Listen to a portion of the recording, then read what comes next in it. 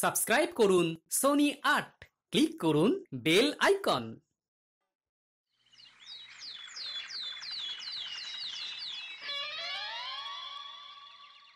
আহা, আমের গন্ধে না পেটটা বড়ই খিদেতে মোচড় দিচ্ছে গিন্নি। তাই বলি, ওরকম বাঁকা চোখে পাকা আমের দিকে তাকিয়ে আছো কেন? এখন ঘর থেকে পত্রপাঠ বিদায় হও দেখি। এই যাও যাও যাও, রাজসভায় যাও। সারাদিন শুধু খাই খাই খাই। ওহ, আজকে তো রাজবাড়িতে ভোজ। এই যাও না, তৈরি হয়ে নাও। ওহ, তুমি তো আম কেটে দিলে না, যাক রাজবাড়ি গিয়েই খাবো বৈদ্যর বাগানের আম। পেটটা ঠিক থাকলেই হয়। ওহ, দেখো মা, দেখো। ওহ,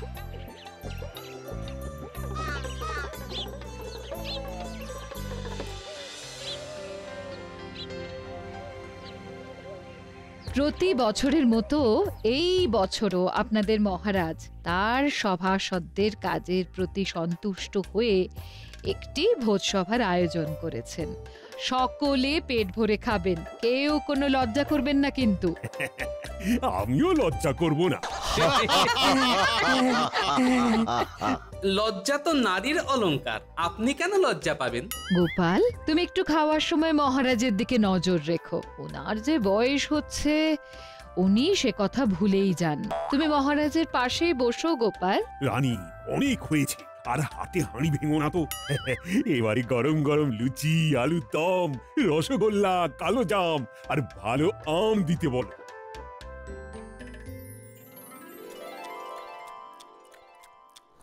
রানীমা, আপনি কখন খেতে বসবেন? আমাদের তো খাওয়া প্রায় হয়েই এলো। আজকের দিনে আমি সবার শেষে খাবো। তোমাদের রানীমাও আমার মতোই তোমাদের ভীষণ ভালোবাসেন। সকলের পেট ভরেছে তো, আবারও বলছি, কেউ লজ্জা পাবেন না। জব্বর খেলাম। বেশ বেশ, এবারে আসছে রাজবৈদ্যর বাগানের আম। ধন্যবাদ বৈদ্য মশাই। আমাকে লজ্জা দেবেন না রানীমা। তা মহারাজ, আপনার বাগানের আম আমরা কবে খাবো? আপাতত বৈদ্যর বাগানের আম খাও, তবে হ্যাঁ, আমার বাগানের আমগুলো পাড়ার ব্যবস্থা করতে হবে। মহারাজ, আপনি আম পাড়ার দায়িত্বটা আবার মন্ত্রী মশাইকে দেবেন না। তাহলে কিন্তু একটা আমও আপনি পাবেন না, সব উনি বেচে দেবেন। আমি বেচলে তো তাও সেটা তো বাজার মারফত সাধারণ মানুষের পেটে যাবে, আর তুমি আম বাগানে গেলে তো সব আম তোমার একার পেটেই চলে যাবে গোপাল। আচ্ছা আচ্ছা, হয়েছে হয়েছে, থামো তো সবাই। এবার চলো, মন ভরে সবাই বৈদ্যর বাগানের আম খাই। কে আছো? আম নিয়ে এসো।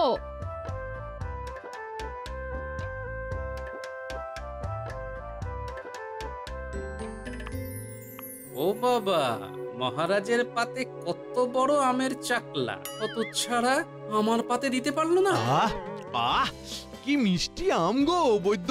হ্যাঁ, খান খান, সবাই মন ভরে খান। সবাই প্রাণ ভরে খাও। মহারাজ এখন ওদিকে গল্পে মত্ত। আমার ছোট আমটা মহারাজকে দিয়ে ওনার বড় আমটা আমি তুলে নেব। আমগুলো সব খেতে লাগছে চিনির মতো মিষ্টি। এক সে বড়কর এক আম, সব বৈদ্যের বাগানের শ্রেষ্ঠ। নিন নিন নিন, এবারে মহারাজ আম খান, আম খান। আমটা আমায় অদল বদল করতেই হবে। ওহ ভগবান, আজ তোমার পরীক্ষা দেখি। মহারাজ ওদিকে তাকিয়ে এই সুযোগে আমটা বদলা বদলি করে নি।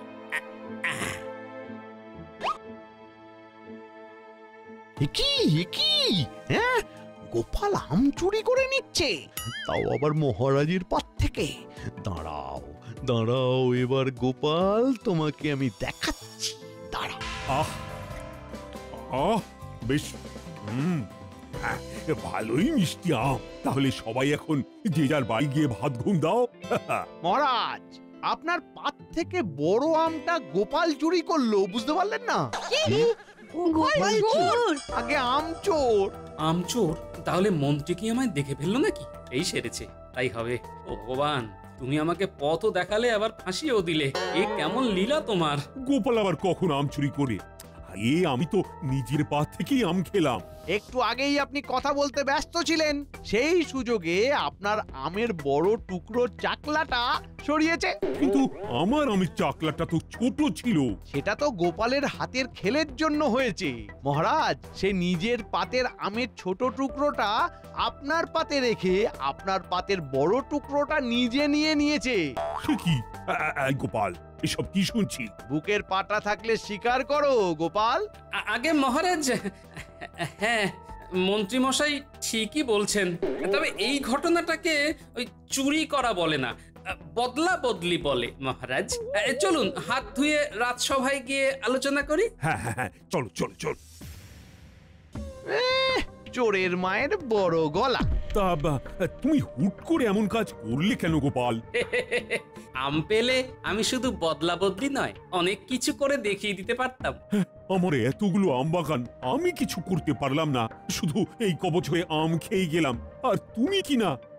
আমার যদি আপনার মতো আমের বাগান থাকতো তাহলে দেখিয়ে দিতাম আপনার থেকেও কিভাবে আরো ধনী হওয়া যায়। এই, তুমি কি আমার সাথে বাজি ধরবে নাকি গোপাল? আমারই আমের বাগান নিয়ে আমার থেকেও আরো বেশি ধনী হওয়ার বাজি ধরতে চাইছো? হ্যাঁ, ধরতেই পারি। কি হিম্মত! মহারাজ, আমি বাজি ধরতে রাজি। আপনি আমায় শুধু আপনার আমের কখানা বাগান দিন, দেখবেন আমি আপনার থেকেও অনেক বেশি বিত্তবান হয়ে গেছি। কি এত বড় কথা? ও মন্ত্রী, কি করব বলো তো? মহারাজ, গোপাল 7 জন্মেও আমের বাগান নিয়ে আপনার থেকে ধনী হতে পারবে না। ও খালি আম চুরি করতেই পারে। তাহলে বাজি ধরতেই পারি, কি বলো মন্ত্রী? আমি বলছি, চোখ কান বুঝে বাজি লড়ুন মহারাজ, চোখ কান বুঝে। বেশ গোপাল, আমি বাজি ধরছি। আর আমার একটা প্রাথমিক শর্ত আছে, যেটা সকলের সামনে আমি একদম আম বাগানে গিয়ে বলবো। চলো সবাই আম বাগানে চলো।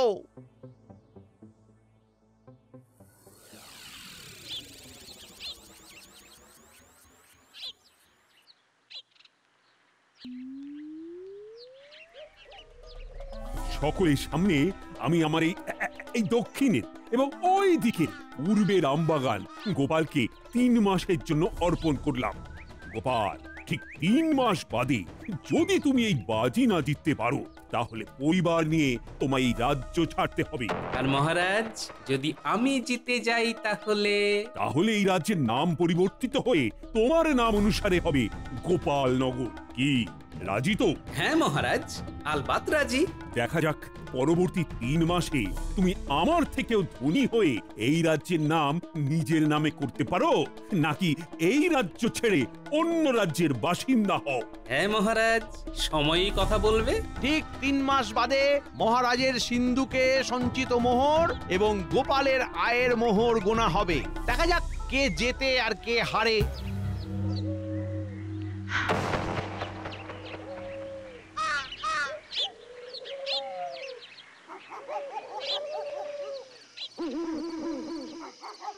গিন্নি, ও গিন্নি, বাজি তো ধরে নিলাম, জিতবো তো? দেখো, জিতবে কিনা জিতবে সেটা আমি জানি না, কিন্তু তুমি যে বাজি ধরার সাহসটুকু দেখিয়েছো তাতেই আমি খুশি। হ্যাঁ হ্যাঁ, চেষ্টা তো করি। মাথায় একটা মোটামুটি পরিকল্পনাও করে নিয়েছি, বুঝলে? কাল থেকে লেগে পড়বো। গিন্নি, তোমাকেও কিন্তু এই লড়াইয়ে আমার সাথে সাথ দিতে হবে। এ তুমি না বললেও পাশে থাকবো, হ্যাঁ, আর বললেও পাশে থাকবো। তুমি আমার বড় ভরসা গিন্নি। বলছি, মেয়ে জামাইটাকে একটু দেখে।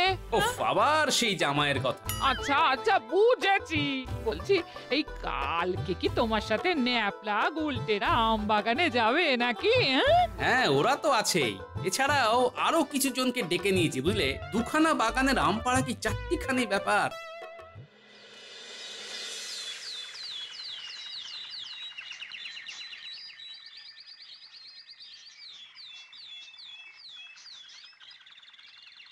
দাদু, ও দিদা, দরজা খোলো। আমরা এসে গেছি। আম বাগানে যাই রে যাই।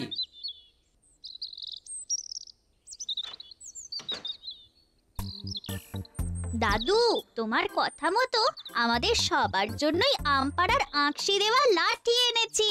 ভালোই হবে, সবার হাতে একটা করে লাঠি থাকবে। দাদু, তুমি যে বললে আমগুলো পেড়ে আমাদের আরো বেশ কিছু কাজ আছে, কই কি করতে হবে সেটা তো বললে না।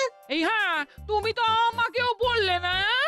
আম নিয়ে কি পরিকল্পনা আছে তোমার মাথায়? বলছি বলছি সব বলছি। আমরা দুটো বাগান থেকে মোট যত আম পারবো তার ভেতরে কিছু আম শহরে বিক্রি করে দেব, কিছু আম নিয়ে চপের দোকান দেব, এই আমের চপের আর কি। আর কিছু আম নিয়ে আমের শরবতের দোকান হবে। তারপরে বাকি যা আম থাকবে সেগুলো নিয়ে আমার অন্য পরিকল্পনা আছে। সেটা আবার পরে বলবো, এখন নয়। এখন সবাই চলো আগে গিয়ে আম পাড়ি।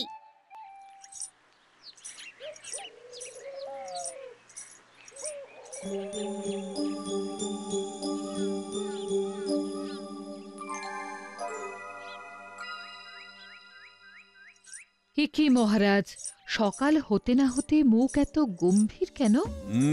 ছাদ থেকে দেখলাম গোপাল আম বাগান থেকে আম পেড়ে গরুর গাড়ি বোঝাই করে নিয়ে যাচ্ছে। মহারাজ, গোপাল আপনাকে টেক্কা দেওয়ার বাজি ধরেছে বলে মুখ ভার করে আছেন, নাকি আশঙ্কা করছেন গোপাল সত্যি সত্যি যদি আপনার থেকে ধনী হয়ে যায়? কি হয়েছে যদি একটু মন খুলে বলেন।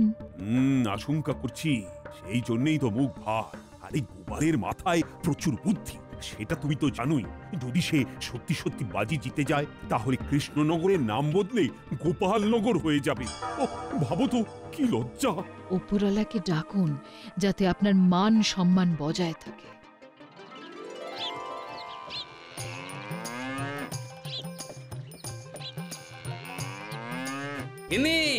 গিন্নি, মাত্র 8 গাড়ি বোঝাই আম এনেছি, একটু ধুয়ে দাও না। মা, বাবা, টুকি, আমি আপনাদের বাড়িতে একটু ঢুকি। এই কে রে? গলাটা খুব চেনা চেনা লাগছে। মা, আমরা। ওহো মা, আয় আয় আয়, এসো এসো বাবা জীবন, এসো। আয় মা, আয়। উফ, ভালো আছেন বাবা? একটু আগে পর্যন্ত ভালোই ছিলাম বাবা, কিন্তু এখন অসুস্থ বোধ করছি বাবা। অসুস্থ লাগছে? ভগবানকে ডাকুন, কার যে কখন কি হয়। মনে হচ্ছে ঠিক সময়ে এসেছি। কি বললে? আর তোমরা এখন এইখানে? কি ব্যাপার? হাওয়া বদল করতে চলে এলাম টুকুস করে। কদিন থেকে তারপর যাব বাবা। দেখো তোমার কদিন যাতে আবার বেশি দিন না হয়। বাবা, এই দালানে ভর্তি আম যে, কি ব্যাপার? আমি কি একটু খাবো? না বাবা, এইগুলো খাওয়ার জন্য নয়। বাবা, একটু বলো না কি হয়েছে? আসলে মা, আমি মহারাজের সাথে বাজি ধরেছি, বুঝলি। বলেছি ওনার থেকেও ধনী হওয়ার ক্ষমতা আমার আছে। বলেছি ওনার বাগানের আম নিয়েই আমি আমার ক্ষমতায় অনেক কিছু করে ওনাকে ধনী হয়ে দেখাবো। ও বুঝেছি, তা এগুলো ওনার বাগানেরই আম, তাই তো? হ্যাঁ মা, এই আমগুলো নিয়ে কিছু শহরে বিক্রি করব, কিছু আম নিয়ে শরবতের দোকান দেব, আর কিছু আম নিয়ে আমের চপের দোকান খুলব। তারপর অবশিষ্ট আমগুলো দিয়ে আম তেল, আমের আচার, আম সত্ত্ব। বাবা, এইগুলো করতে অনেক লোক লাগবে তো। তারপর 1-2 দিন অন্তর অন্তর আরো আম নিশ্চয়ই আসবে। হ্যাঁ মা, আম তো আসতেই থাকবে, তারপর ঝাড়াই বাছাই ধোয়ার ব্যাপারও আছে। এদিকে অত লোকও নেই, কি যে হবে তাই ভাবছি, বুঝলি। কিচ্ছু ভেবো না বাবা, আমি আছি, তোমার জামাই আছে, ও সব আম ধোয়া বাছা করে দেবে। আমি এখন আম ধোবো? শুধু আম ধোয়া নয়, অনেক কাজই করতে হবে, চলো। যাক, ভগবান মুখ তুলে চেয়েছেন।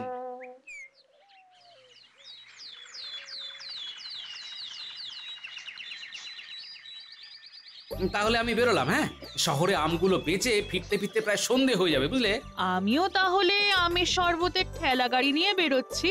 আমি আর জামাই তাহলে বিকেলের দিকে আমের চপের দোকান খুলতে যাব। হ্যাঁ, সবাই সাবধানে থেকো, মনে রেখো এই লড়াইটা আমাদের মাস 2-3 ধরে করতে হবে।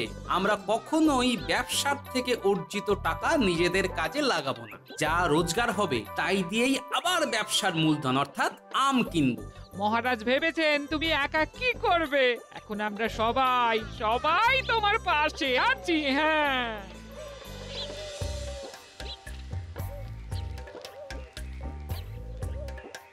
কাঁচা আমের মিঠা শরবত, 1 ঘটি 1 মোহর। কি দারুণ চপের গন্ধ, খেতে ইচ্ছে করছে। রসে ভরা দারুণ আম, 5 মোহরে 1 সের।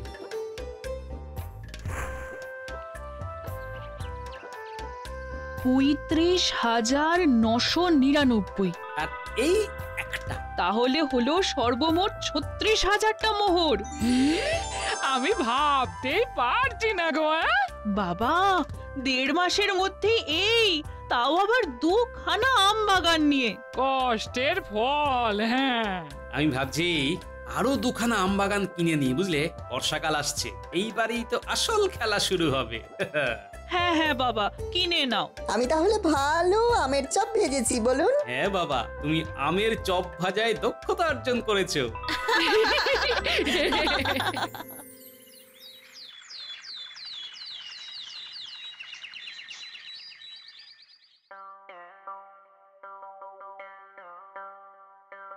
কি ব্যাপার গোপাল, এখন রাজসভায় যে? কি ব্যবসা লাটে উঠলো নাকি? আগে না মন্ত্রী মশাই, মহারাজ, আমি আপনার থেকে 2খানা আম বাগান কিনতে চাই। কি? আম বাগান কিনবে? হ্যাঁ। এত সমৃদ্ধি হয়েছে তোমার। এই মন্ত্রী, আমার মোহর গোনো, তারপর গোপালেরটাও গুনবে। 3 মাস হতে পারলো না, এখনই কিনা বাগান কিনতে চায়। মোহর তো গোনাই আছে, আর কত আছে সেটা একটা কাগজের মধ্যে লেখাও আছে। আমি এক্ষুনি সিন্ধুক থেকে নিয়ে আসছি।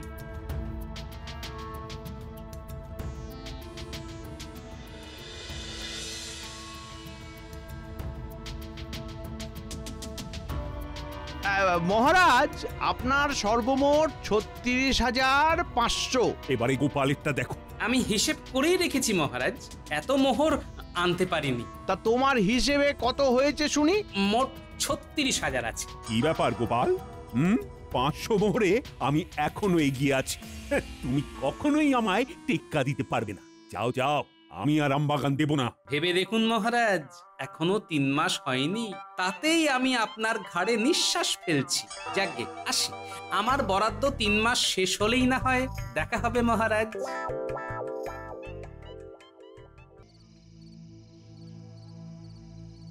কি ব্যাপার গিন্নি, সারা বাড়ি অন্ধকার করে বসে? মন খারাপ লাগছে গো, এই মেয়েটা চলে গেল। হ্যাঁ, তুমি সারাদিন কোথায় ছিলে? এবারে আসল যুদ্ধে নামতে হবে গিন্নি, তৈরি হও। আর এই যুদ্ধে জিতে গেলেই আমি নিজে তোমায় মেয়ের বাড়ি দিয়ে আসবো। কি যুদ্ধ? কিছুই না, অতিরিক্ত আমগুলো দিয়ে এবারে বয়াম বয়াম তোমার এই জাদু হাত দিয়ে আচার আর আম তেল বানাতে হবে গিন্নি। এই আচার আর আম তেল বর্ষাকালে শহরে প্রচুর দামে বিকবে। হ্যাঁ, বলো কি, আমি আম দিয়ে নানা ধরনের আচার বানাবো। হ্যাঁ, আমি আজ শহরে গিয়ে সব খোঁজ নিয়ে নিয়েছি। তোমাকে সাহায্যের জন্য 4 জন মহিলাকেও বলে এসেছি। এছাড়া আমিও হাত লাগাবো। কাল থেকেই অভিযান শুরু। আচার বিক্রি হলেই তো তুমি বাজিতে জিতে যাবে। এখন যে কটা আম আছে সেগুলো দিয়ে আচার বানাও, আর আমি বাজার থেকে 6000 মোহরের কাঁচা আম কিনে আনবো। সেগুলো দিয়েও আচার আর আম তেল বানাবো, বুঝলে? জয় মা, জয় মা।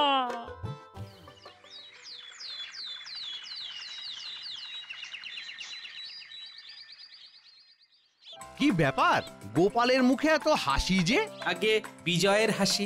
গোপাল, এত স্পর্ধা, এত আত্মবিশ্বাস ভালো নয়। মাঝে মাঝে আত্মবিশ্বাসটা প্রকাশ্যে আনা ভালো মহারাজ। গোনা শুরু করো খাজাঞ্চি, আগে আমারটা করো। জোরে জোরে গুনবে। এই মন্ত্রী, তুমি খেয়াল রাখো। 1 2 3 50,000। মহারাজের সর্বমোট 50,000 মোহর। এবারে গোপালেরটা গুনো। চিন্তা নেই খাজাঞ্চি, চিন্তা নেই। তোমায় 50,000 অবধি এবার গুনতে হবে না।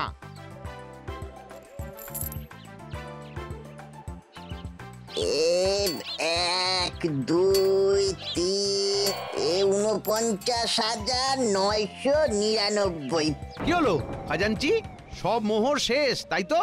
জানতাম গোপাল হেরে যাবে। আমি তো বলেইছিলাম মহারাজ।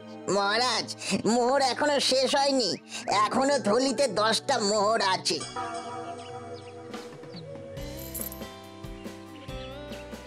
মানে গোপাল দাদা সর্বমোট 50,000 9খানা মোহর। তার মানে গোপাল জিতে গেল? আমার কৃষ্ণনগর কি তবে গোপালনগর হয়ে যাবে? মহারাজ, আপনাকে পরাজিত করার ইচ্ছা আমার প্রকৃতভাবে একদমই নেই মহারাজ।